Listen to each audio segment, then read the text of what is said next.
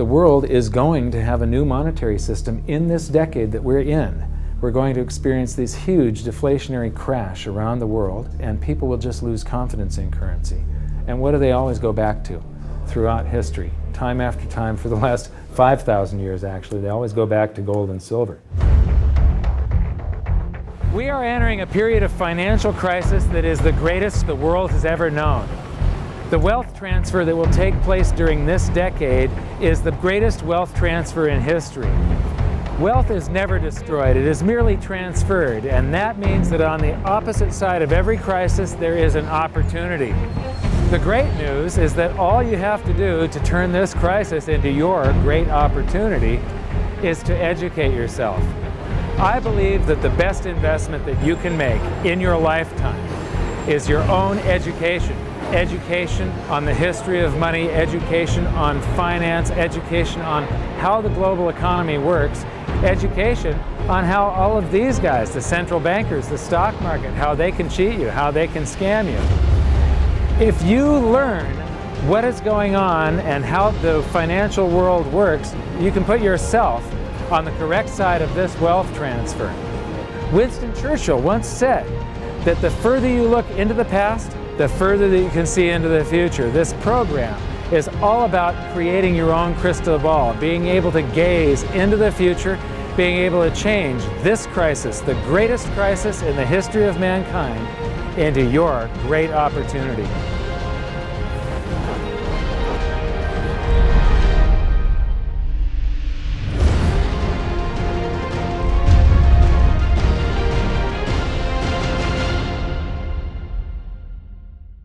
So it all started back in 1999 when my sister and I hired a financial planner to help my mother with her assets, and we gave him control of the family's assets, and in the next year and a half he lost 50% of what she had. You know, he would come to us every 6 months, we'd have a meeting, and he'd have this smile on his face, just ear to ear smile, going, "We did really well. The S&P lost 24% and you only lost 18." And so I fired him and I moved all of her assets to cash, and I dove into studying the financial markets, which led me into studying the economy. And when you start reading about the global economy, the people that are concerned with trade deficits and budget deficits, it's the hard money advocates, the gold community. And once I started reading them, they also write about monetary history, and then I really fell in love. Because monetary history just repeats and repeats over and over again, echoing all the way back to the beginnings of civilization.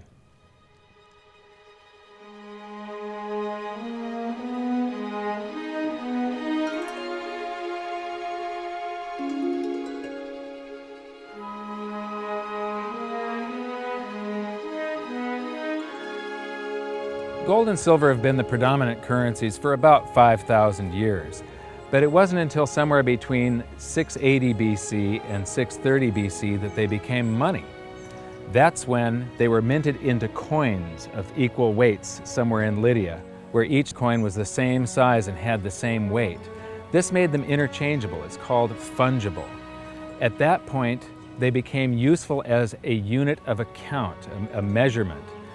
You could price a good or a service in those gold or silver coins in a certain number of them. And it was always the same for anybody whenever they were buying that good or service. But it wasn't until they made their way to the world's first free market society, the prototype of democracy, the cradle of civilization, Athens, that they exploded in use. Suddenly, money found its natural home, the free markets. Athens was the first society to have a working tax system and free markets. This enabled them to rise to the pinnacle of civilization.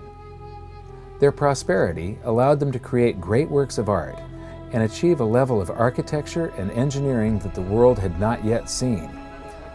Here we are 2,500 years later, and people are still in awe of their achievements.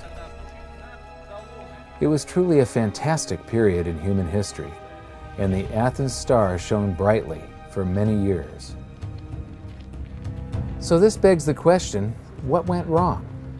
How did such a great and powerful civilization fall? The answer lies in the same pattern that we see throughout history: too much greed and too much war. It was when the Athenians got involved in the Peloponnesian Wars, a war with Sparta, that their monetary problems began. First, they lost access to their gold and silver mines. They were also paying armies that were on foot, and they were miles and miles away from Athens. So as they pay their armies to buy goods and services from the local populations, a deflation occurs in Athens because they're sending all of their coinage out of the city. Then they started debasing their coinage to pay for the war. If you take in 1,000 coins in taxes, and then you melt those down, those gold coins, and you mix 50% copper into your gold, now you can mint 2,000 coins. So if you take in only 1,000 coins, but you spend 2,000 coins, what is that called? That is deficit spending. Athens began to do that during this war with Sparta. They also had these great public works, which were very expensive, and they finished the Temple of Athena Nike during the truce in the middle. There was a 6-year truce in the middle of this 27-year war. So they didn't stop their great public works and allow their market economy to heal from the expense of this war. As they debased their coinage, people would take the new debased coins at face value at first, until there were a whole bunch of those. And there's something called Gresham's Law, where people tend to save to keep the thing that's rare, and they spend the thing that's common into circulation first. So all of the gold and silver coins started to disappear from circulation and become quite rare, and it was just these copper coins. Suddenly, it took a whole bunch of copper coins to buy a gold or silver coin, one of those old gold or silver coins. This is the first time that gold or silver ever had a price. Before that, everything was measured in a weight of gold and silver. So a large factor in Athens' downfall was the expense of war, the expansion of empire, the debasement of their currency, the eventual inflation that was caused. You know, they minted these coins until they became nothing but flecks of copper. This was actually the world's first hyperinflation. And what it did was it financially debilitated Athens to the point where in 404 BC they surrendered to Sparta. And eventually they became nothing but a satellite of Rome. The thing that amazes me is how history just keeps on repeating and repeating and repeating, and we never learn from all of our stupid mistakes. We just repeat the same stupid mistakes over and over and over again. Today we are doing the same thing that the Athenians did that caused the loss of their great culture. We're doing the same currency debasement. We're doing the same deficit spending, and it's for the same reasons. It's for war and it's for great public works. The interesting thing about the Peloponnesian War was how it started. I would say one of the interesting parallels is that it started really with Athens at its height and with a level of hubris that set them down the road towards ruin. Perhaps they felt that they were, Superior, couldn't make a mistake. Exactly. They knew better. Exactly. And they ended up destroying their society as a result. It's a road that we're going down today, right? I think absolutely. Yeah. There was a play written shortly after the Peloponnesian Wars about the worthlessness of the copper flecks that were their coinage at the time. So we go from gold and silver, very high value money, to a currency that has a face value. And it's the first example that I can find in history where a war and great public works were being funded through deficit spending. What you've just seen is the first recorded example of one of the most predictable hidden secrets of money, the 7 stages of empire. It's a long-term cycle that echoes throughout history right to this very day and is basically a societal pendulum that swings from quality money to quantity currency and back again to quality money. It always plays out in 7 stages. It always ends with gold delivering a knockout blow to debased currencies. And it goes like this. Stage 1. A country starts out with good money, which is either gold or silver, or it's backed by gold or silver. Stage 2. As it develops economically and socially, it begins to take on more and more economic burdens, adding layer upon layer of public works. Stage 3. As its economic affluence grows, so does its political influence, and it increases expenditures to fund a massive military. Stage 4. Eventually, it puts its military to use, and expenditures explode. Stage 5. To fund the war, it steals the wealth of its people by debasing their coinage with base metals, or by replacing their money with currency that can be created in unlimited quantities. Stage 6. The loss in purchasing power of the expanded currency supply is sensed by the population and the financial markets, triggering a loss of faith in the currency. Stage 7. A mass movement out of currency into precious metals and other tangible assets takes place. The currency collapses, and gold and silver rise in price as they account for the huge quantity of currency that was created. This process transfers massive wealth to those who had the foresight to position themselves beforehand in real money, gold and silver. You know, our monetary system basically steals from the poor and middle class and transfers the wealth to the banks. We see this throughout history, and it's just repeating over and over again. What's happening in Greece right now is basically the same thing that was happening back in 407 BC. The deficit spending to fund all of these public works and the debasement of their currency supply caused them to become nothing but a satellite of Rome. Today, they're becoming nothing but a satellite of the banks. Well, the idea of Gresham's law is simply that people are going to hold on to what's value and spend what isn't valuable. Way back in my youth, I was 11 years old when we went from a silver-based monetary system to a purely fiat system. People saw that silver was money, they got used to it, they didn't really think about it. And in 1965, under President Johnson, he basically said, well, silver's too valuable to be money. We're going to just start putting out these substitutes, which were what we call cupro-nickel coins. They were nickel, they were copper plated with nickel at the time. And of course, the metal value was far less. And I understood that as a kid, and yet very few adults really seemed to get the idea of what was really going on. There were a few, and it only takes a few.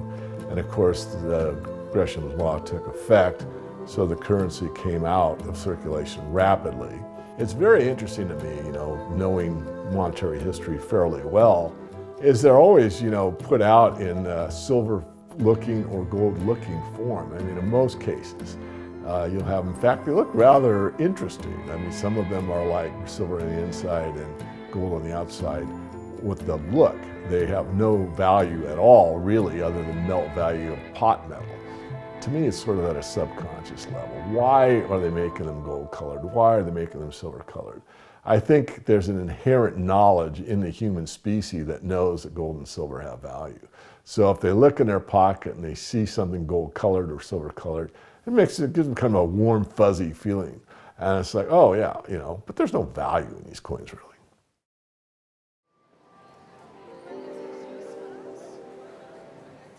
The next question is, how does this affect you? My next stop was in London, where I'd been asked to give a presentation to a group of businessmen. They wanted to understand the reason that gold had surged recently, and I explained to them that to understand gold, you have to understand monetary history. Once you see where we've come from, you can get a much clearer understanding of how the 7 stages of empire are playing out right now. We weren't allowed to show their faces, but we were allowed to film my presentation. So here it is, the last 140 years of monetary history condensed into just 10 minutes. Keep the 7 stages of empire in mind, and as you watch this, see if you can recognize the signs. Everybody thinks the US dollar is still as good as gold, and it hasn't been since 1971. This is the world monetary systems. From 1873, when Germany went on the classical gold standard, where each unit of currency is backed up by an equivalent amount of gold in the treasury. In the United States, $20 bill, $20 gold piece in the vaults. Go into any bank, slap down your currency, which was a receipt for money, a claim check on money, ask for your money, gold and silver, and they would give it to you. So this shows this is currency, this is money. Otherwise, there was no reason for any government to store gold in their vaults and then print this currency that was backed by gold. This is what gives confidence in that, and it gives governments the ability to start this scam in the first place, where they print these receipts for gold, and then they can print more of them than gold that exists. And that happened when we got to World War I, and all the combatants stopped redemption rights. You could no longer go in the bank and trade your pounds, lira, marks, francs, no longer redeemable in gold, and they lit up the printing presses and started printing like crazy. Then between the wars, they went on something called the gold exchange standard, where currencies would be backed partially by gold.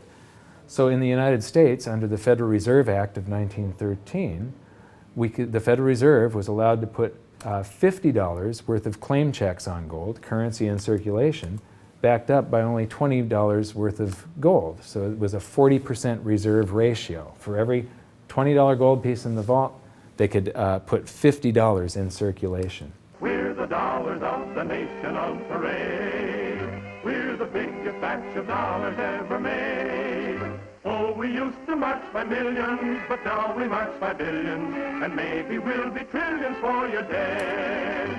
We're the dollars. Then we get to 1944. Now, during both wars, Europe paid the U.S. with gold.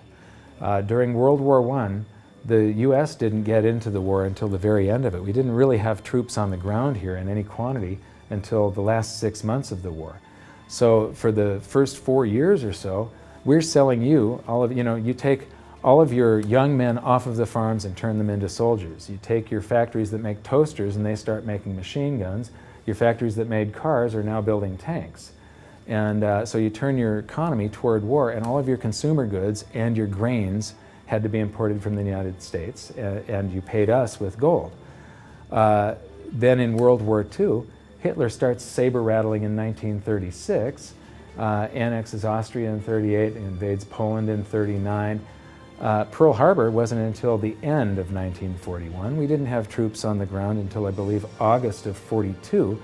So again, there's like 6 years where you're paying us with your gold and we're selling you stuff. This is where Americans have this myth that war is good for the economy. War is good for the economy if you're not in it and you're selling them the tools of the trade. Yes, America's national income gets bigger and bigger.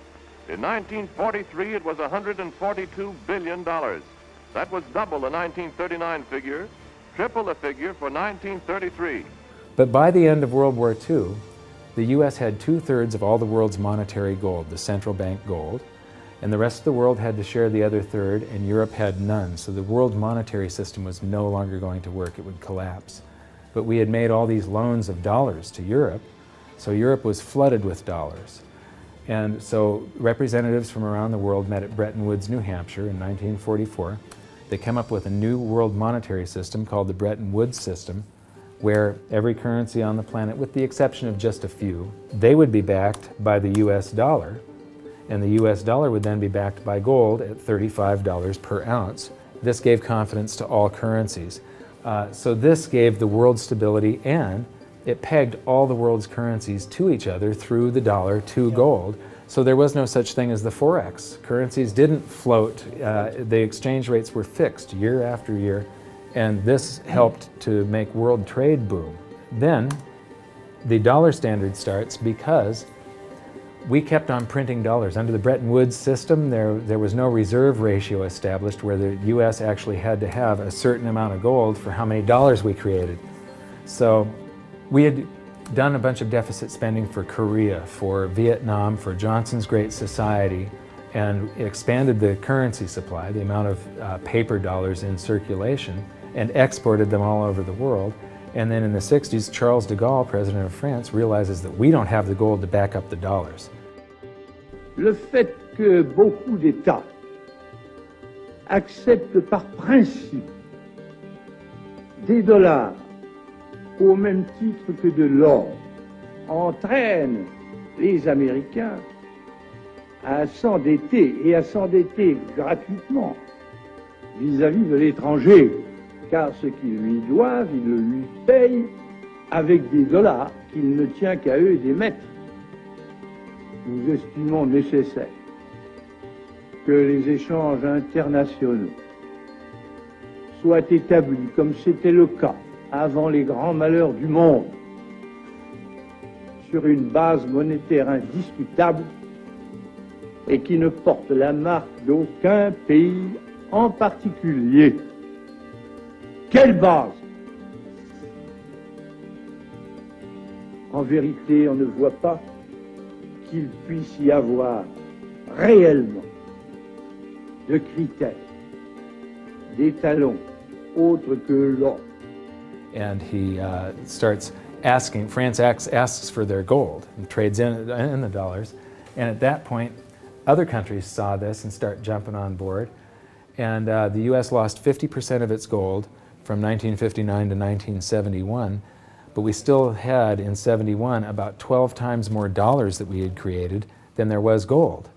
And this run on the bank, basically, the US now being the bank, this is a giant worldwide bank run, because the US, for the second time, had committed a fraud and created more receipts for gold than there was gold. It's that simple. And then finally, the markets sort of sensed this. And Nixon was forced to take us off the gold standard, because if he had paid out gold until it got to zero, once we couldn't pay on some of those dollars, the entire worldwide monetary system would have collapsed.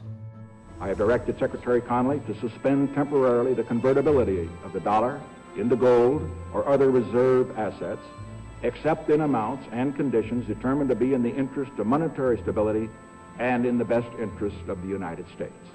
In full cooperation with the International Monetary Fund and those who trade with us, we will press for the necessary reforms to set up an urgently needed new international monetary system. And on August 15th, 1971, all the world's currencies became fiat currency. I don't know why the rest of the world didn't rush out and hang him, but they didn't. They just all went along with this. To our friends abroad, I give this assurance. The United States has always been and will continue to be a forward-looking and trustworthy trading partner. There have been thousands upon thousands upon thousands of fiat currencies throughout history, and there isn't one that survived. It is a 100% failure rate. And we started this experiment where all the world's currencies would be fiat currencies simultaneously in 1971. But what we have here, 30 to 40 years, different monetary system, 30 years, 28 years, 39 years plus, what's next? The world is going to have a new monetary system in this decade that we're in. We're going to experience this huge deflationary crash around the world. The world will probably end up on some sort of new monetary system, probably after governments try and print their way out of this and cause hyperinflations of all the currencies, and people will just lose confidence in currency. And what do they always go back to throughout history? Time after time, for the last 5,000 years actually, they always go back to gold and silver. In a world of floating currencies, and that's what all national currencies are today, they bob up and down relative to each other, but they're all sinking relative to gold. That includes the dollar as well as the euro and the British pound and all the others. They're going to continue to lose value, continue to lose purchasing power. Personally, I don't think there's any way of avoiding what is coming. There's no way to fix it right now. There's only a way to either let it wipe you out or to benefit from it.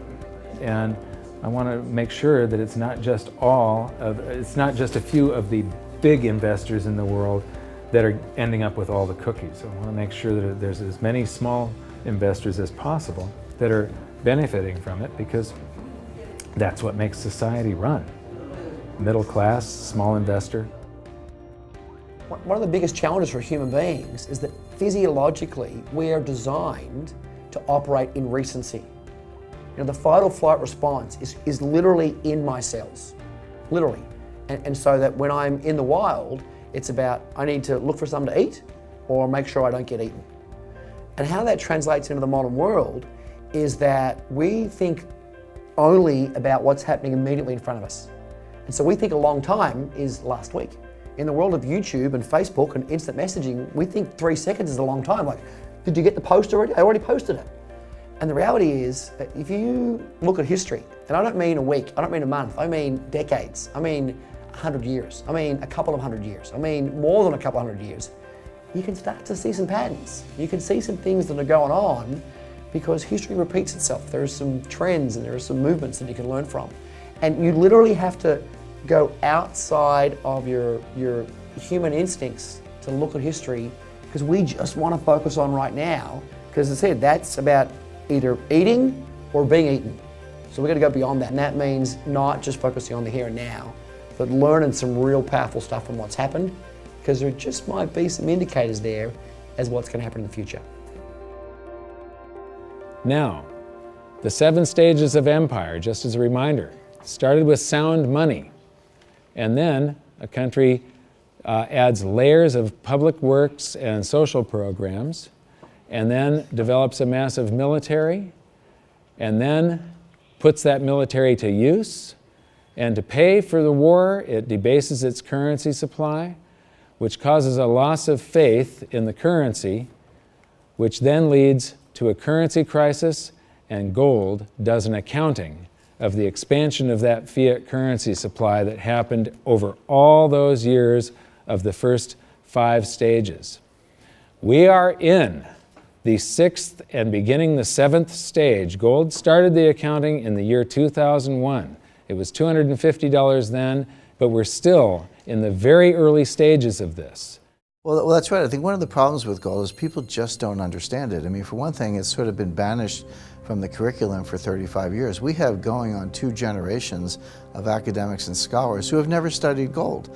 Unless you're a specialist in economic history, you can go back and look at it. Now, when I was in university and even when I was in graduate school in economics, we were still on the gold standard in some form. It was fairly attenuated, but when you studied the IMF and you looked at how they present the finances of a country and the breakdown of the reserves and the capital accounts, gold was a line item in the capital account, and you had to understand how it, what role it played and how it could equilibrate in terms of balance of trade. Well, that's gone. The IMF, Nixon went off the gold standard in 1971, and bright young economic students just don't understand gold. They think it's a joke, or they think it's maybe a commodity trade or a momentum trade. They don't understand that it really is money par excellence. So now we've learned that money was born in roughly 630 BC when it became fungible. It was free markets and sound money that led to Athens' great prosperity. But debasement of their money for deficit spending on war and public works played a large role in their demise.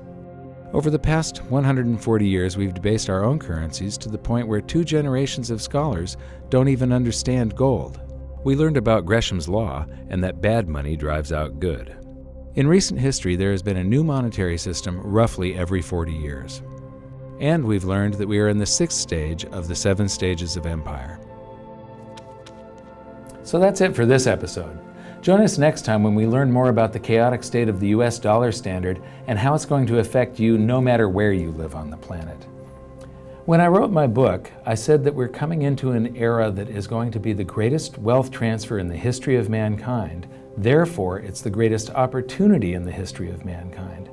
I've made it my mission to help as many people as possible get through this crisis and to come out on the best side of the wealth transfer. I've just finished filming an exclusive presentation titled How the 7th Stage Will Unfold, where I detail what I'm doing personally to prepare for a range of scenarios. It's available at hiddensecretsofmoney.com as part of your free information toolkit.